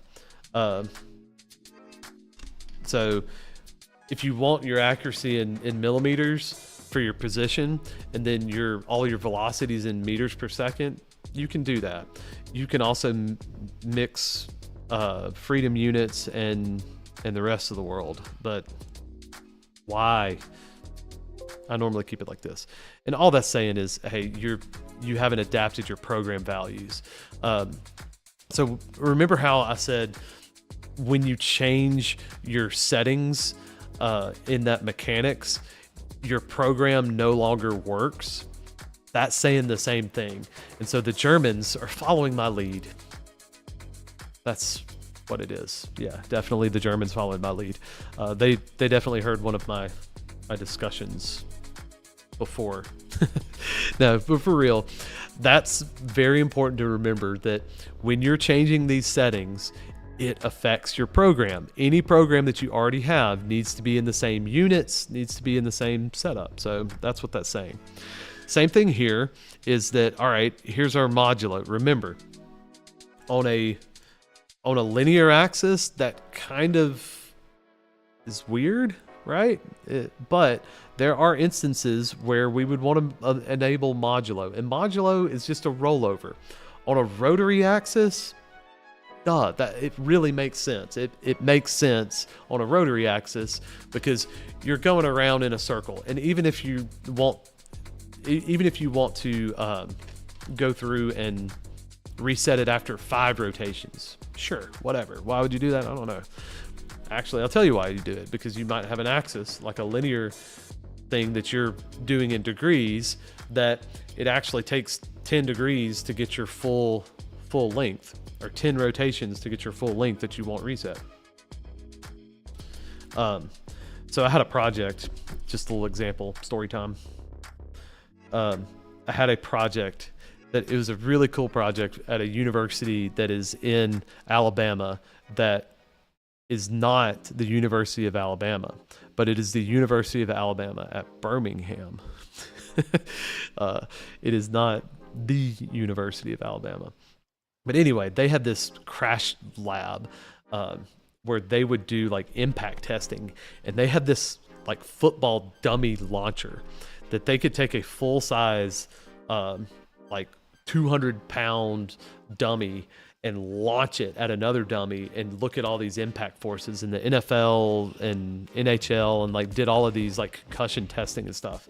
Well, I actually like redid their launcher, and it was on a Siemens control, and we kind of, it was pretty rudimentary at first, but we went through and redid it. And that project is probably what I learned the most about these systems, is because everything was in degrees, but it was like rotary because it had like a little hook on a chain, and it never went backwards. It always kept going forwards, because if you ever went backwards, you would end up like hitting the process. So you always wanted to catch the dummy going this way. And so it would go forward, and after a while it would be back at zero, way back here. And so I had to like, all right, it's at zero. And so I used modulo on that on a rotary or a linear setup. So it was weird, but so we talked about that. You kind of understand that. And the cool thing about it is it's all in millimeters. And so it's kind of equating everything into real units, so you don't have to think about it. Now, here's the thing to where it's like the dynamic default values. Okay. This is where you go back to, what is my maximum velocity? Okay. My maximum velocity is 100 millimeters per second. Okay. What is that in RPM? Well, that's kind of an important thing to know, because that's why I was telling you before, you need to know, like in your mechanics, here is this, there's 10 millimeters per rotation. Well, you can now, because you watch this and you know how to do this calculation, you don't have to rely on whether or not there is there's a setting that's telling you how many RPM is here. You actually know how to do that calculation now.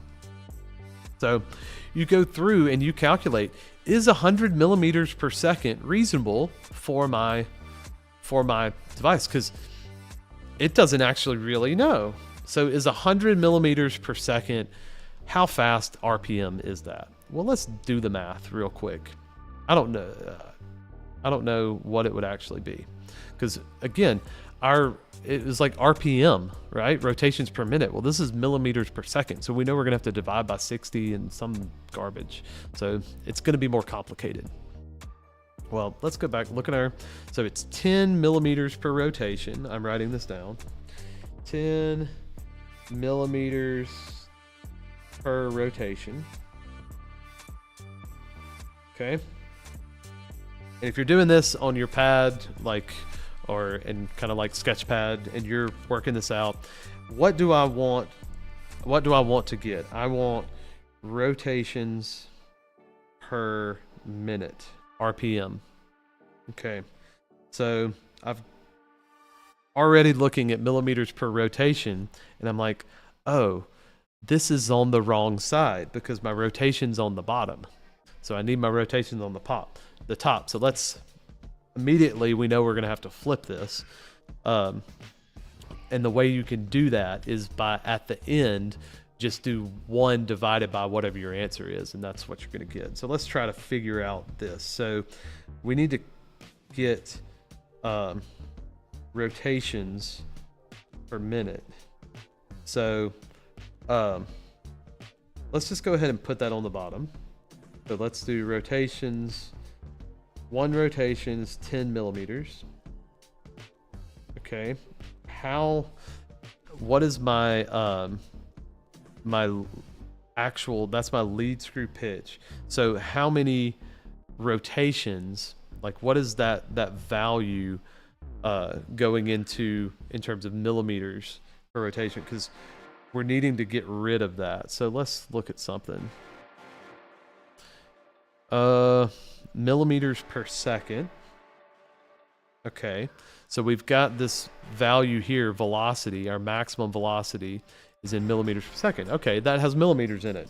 So let's try in that putting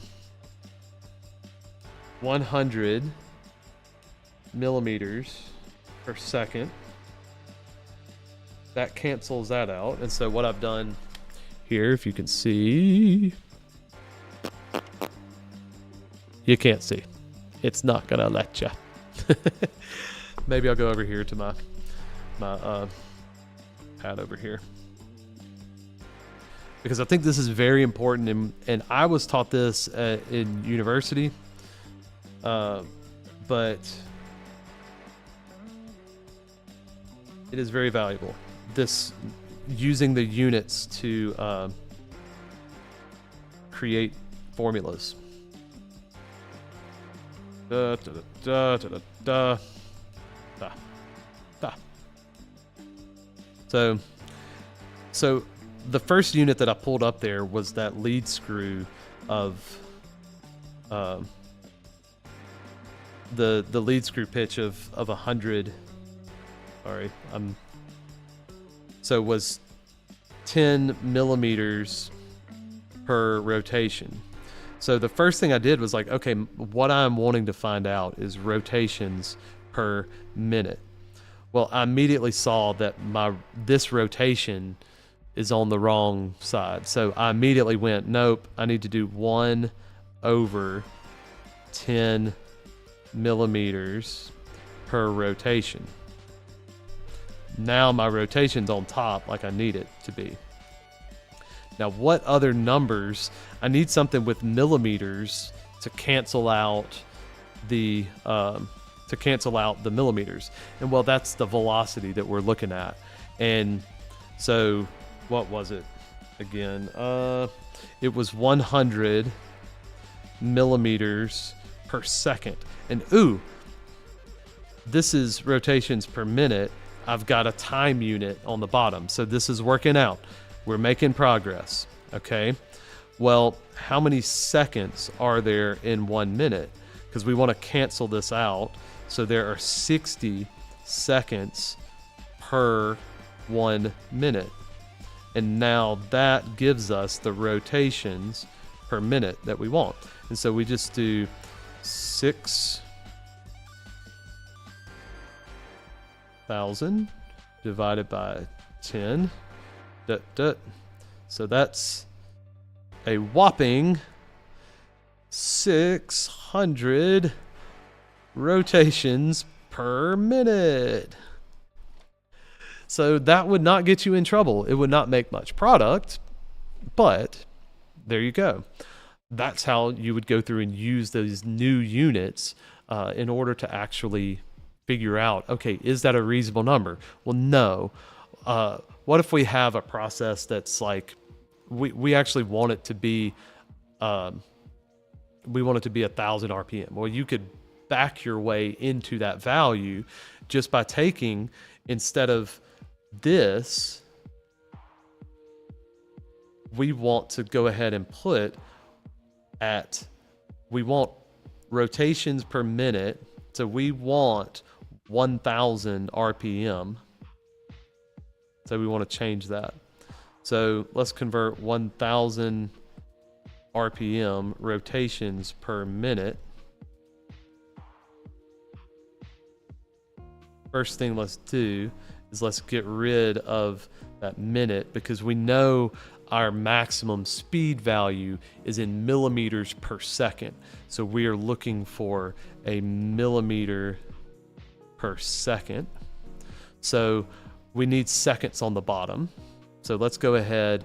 In 1 minute, there are 60 seconds. And then, all right, now we have rotations. How many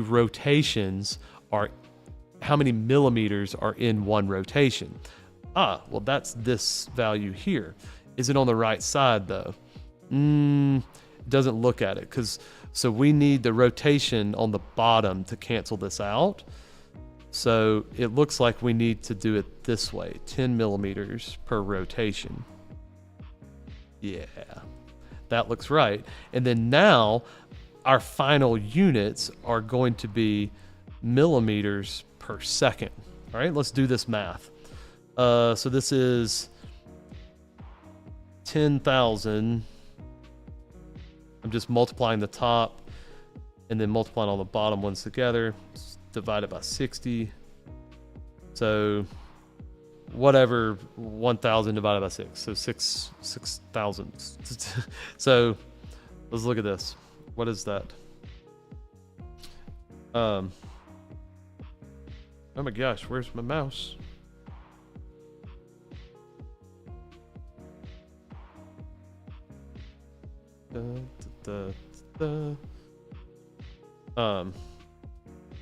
So 1,000 about 60. So that is about,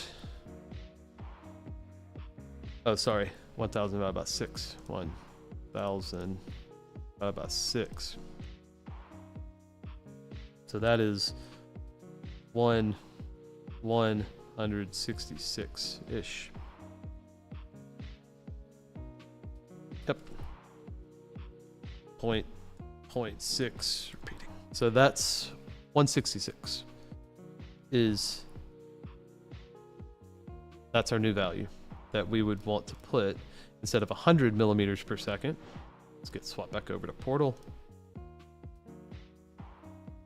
Instead of 100 millimeters per second, we would then put 166 or 0.6 millimeters per second. Okay, and then now the cool thing about Portal is they do have a to where you don't have to do the manual calculation for the ramp up time and the jerk. So it is a little bit better on this. And so if I want to be able to accelerate to my maximum acceleration in 1 second, that is surprise. It's 166 millimeters per second squared, because that means that if you want to get to a velocity of 166.6 millimeters per second in 1 second, you need to accelerate to that speed in 1 second. So yeah, it's going to be the same value. Now, if this were to be 10, it would be divided by 10. There'd be a factor of 10 smaller. If I can actually get it, it'd be 16.6. Makes sense, right? So that's a little bit of what these reasonable values are. And again, if you were first commissioning a system, these dynamic default values are what the default system, like your block, if you don't set up a speed on an MC velocity move, okay? If you don't put in and there's a negative 1.0 at the velocity input of an MC velocity, it will run this speed. So it will run at 166.6 velocity. This is the dynamic default values. So this is not the dynamic limits. It's not the dynamic limits. This is the dynamic default value. So if you mess up and then don't put something into your program, you don't set a value, and you go to run it and it activates that block, it will run this fast. So the dynamic default values needs to be pretty slow, right? Because you don't want it to go flying off. That's why it was only like a couple 600 RPM. So just going through that same calculation will down in the dynamic limits is what, no matter what you program into a technology object, this is the maximum value that this drive will be able to go. So we already looked up, okay, what is 500? I bet you it's 3,000 RPM. So it's 6 times 600, or yeah, 600 times 5. Oh, look at that, 3,000 RPM, because the reference value. And the way I just did that is we know what 100 millimeters, we calculated what 100 millimeters per second is. That's 600 RPM. And so it just ramps up 5 times that is 30. So 3,000 RPM. Now, same thing that we talked about, you have to have a little bit of a feel for what your values are. And so what I would do is set these low until you understand, oh, that actually is a pretty slow acceleration for this process. I will say though, the defaults here, like the defaults in these ramp up times, that is stinking fast. 0.05 of a second to accelerate to full speed, that's kind of ridiculously fast. You will probably break something. And even if you're not accelerating to a very fast speed, that acceleration injects a lot of inertia, and it has a lot of force on that shaft. Even though you're not going fast, it's really the acceleration is what breaks it. Like I guess the old adage is, it's not how fast you fall if you fall out of a plane, it's how fast you stop at the end that matters. It's kind of a disgusting way of putting it, but that is the same thing that breaks equipment. It's not really how fast you're going, it's the acceleration. So these acceleration values are extremely important to go through and process. Now, if you notice, they went through and did the hard work for you and put it and say, okay, I don't want to go faster than 1.0 second to full speed. Oh, that's a maximum acceleration of 500 millimeters per second. In EPOS, you didn't do that. You have to do that math manually. They give you the maximum speed. And so it's a little bit different, a little bit, I don't know, backwards in like acceleration actually breaks stuff. Speed, yeah, it can get out of hand, but yeah, you think that this would be in the EPOS somewhere, but it's not. So, yeah, so let's look at, I think that's it. So those are the values for kind of these default values. We'll take a couple more minutes. I'm not sure if anybody is even, yeah, we got a couple people still in. If y'all are here and you're still watching, and you got any questions about these, like, feel free to drop in chat. I'll be moving. This is kind of all we'll be talking about today. Like I said before, just in some of these positioning and technology objects, there's a lot of different ways to do all sorts of things. And kind of going back to the technology object concept, the S120 is, I mean, in my opinion, the best drive system on the planet. And we use at Alpha, we use the S120 for any motion control application. But there's a lot of things that we might want to have just a small positioning axis like this. And the fact that there's no fan to go out on this, they're naturally cooled. It's a little motor, but the same code that I use and develop in the technology object for that high-end motion control, say winder or whatever, I could use and develop something on a small scale at a very cost-effective price point with these drives. And so we'd probably save, if you have, I mean, the processor is going to be fairly the same price, but the drives probably constitute a third of the control system cost. And so you can save a considerable amount of money just by going with the drives. And if the cost is really an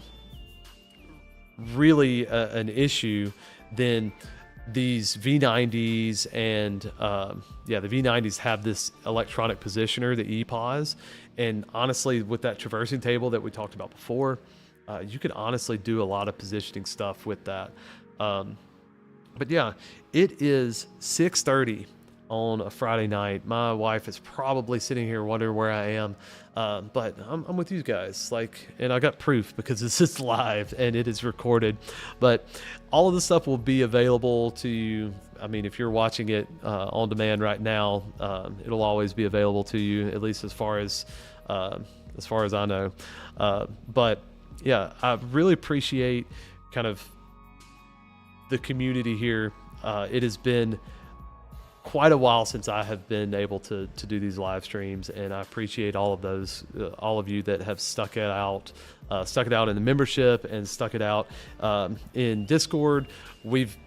If you have an issue, the Discord is probably the best way to get answers. Chat on a YouTube, or not chat, but comments on YouTube are great for the algorithm, not really great for communicating back and forth. The Discord is there. It is free for you. If you've made it this far in the video and you haven't liked it, why not? I mean, you've listened to me drone on for hours. Hit that like. And if you haven't subscribed, I'm sure that there's more content that is available for you on elsewhere on this channel that would be good. So you got someone that set the linked unit in Start Drive. Let me pull that up. Let's see if I can just show you the linked units in Start Drive, because honestly, I don't know if I've ever done that. So let's pull in an S120, take it really quick. S120. I'm gonna blow through this really quick. Let's just do this. A 310.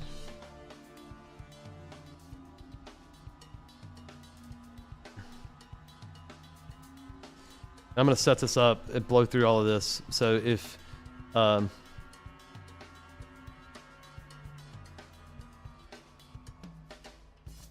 you're not familiar with all of what this is, bless your heart. But yeah, we're gonna put a drive click motor in here.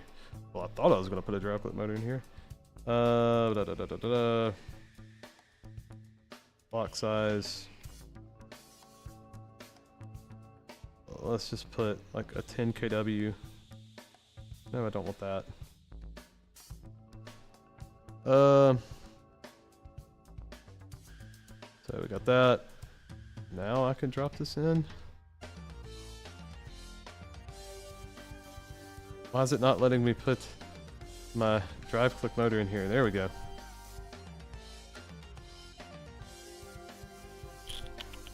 All right. And the reason I did that is so I can bring up this drive unit in, let's see, parameterization.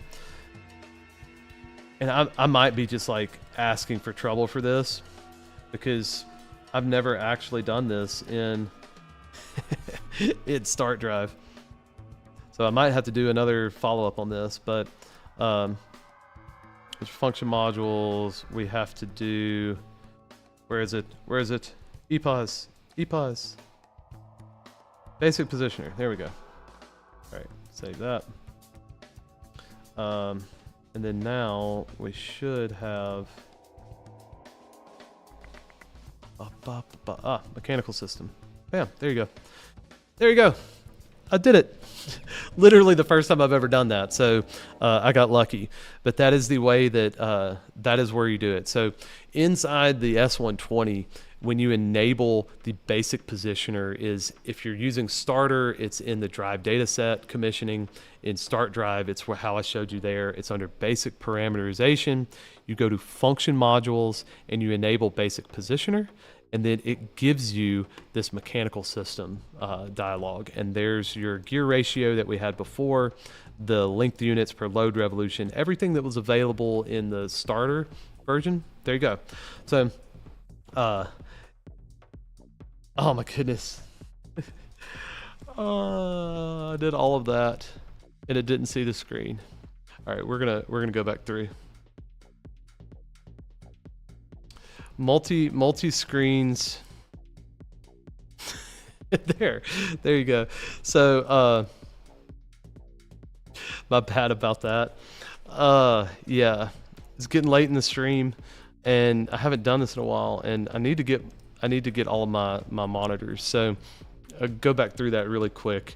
When I went through and set up my drive, so I had my drive unit here. So network view, I brought in a Dynamics S control unit. I clicked on it. I went to device view. I brought in my power module, a PM240-2. I clicked on it down here in the bottom. I selected a 7.5 kW size. And then I drug my motor type over into the box. So I just drug it over like that and just dropped it. And that, I picked a drive click motor because I don't actually have to go and put any motor data in. Then I went over to the drive axis parameterization, and it opens up like this. You go to basic parameterization, function modules, and then you select this basic positioner right here, and you see the mechanical system pops up when you select basic positioner.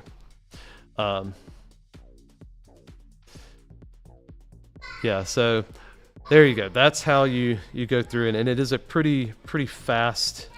That was a pretty quick overview of it, but definitely go through and watch the rest of the stream. And all of these settings are the same that that you have in Starter, and it's the same settings.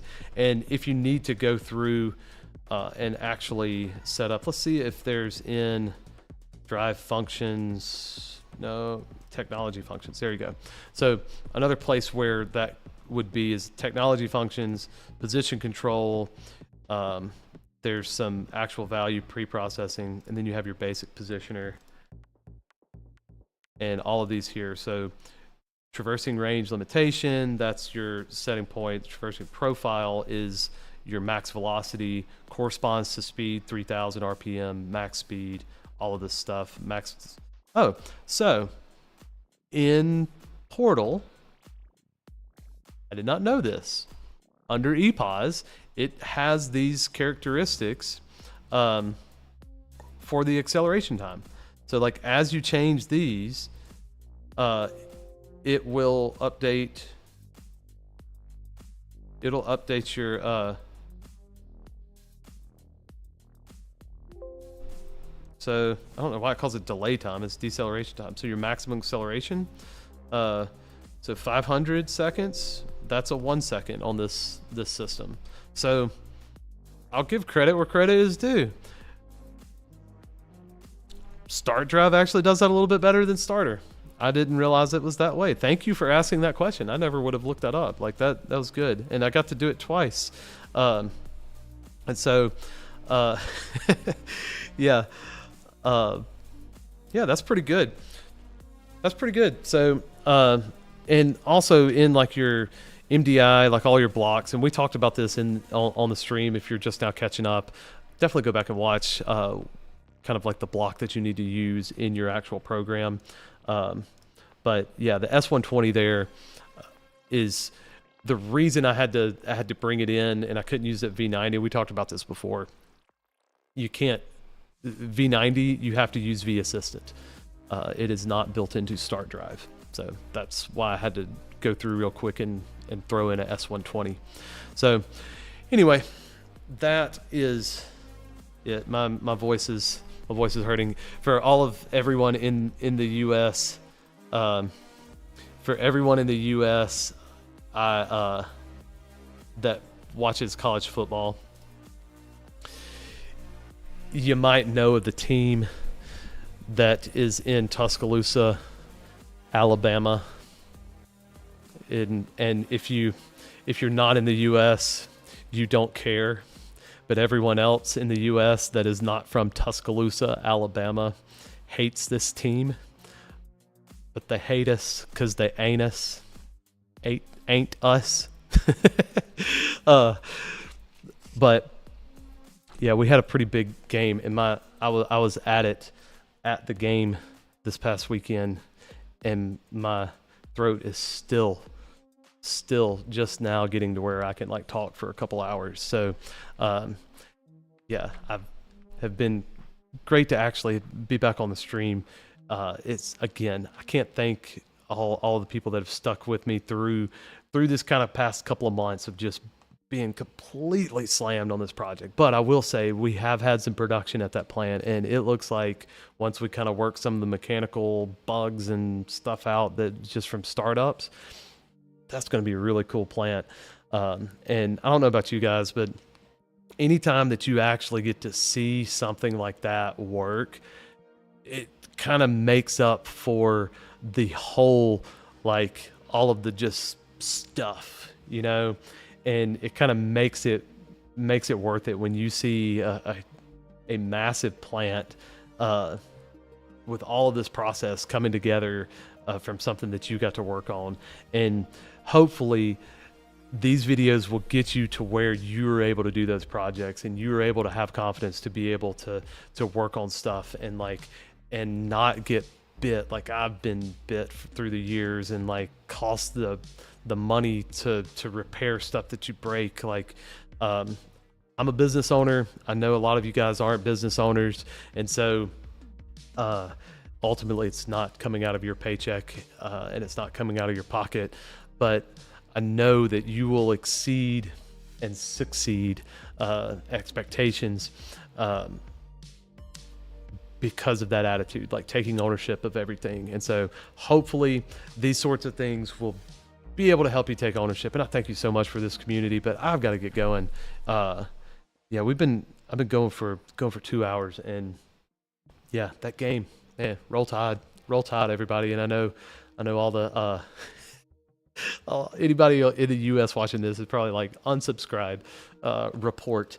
But yeah, anyway, it's good seeing everybody again.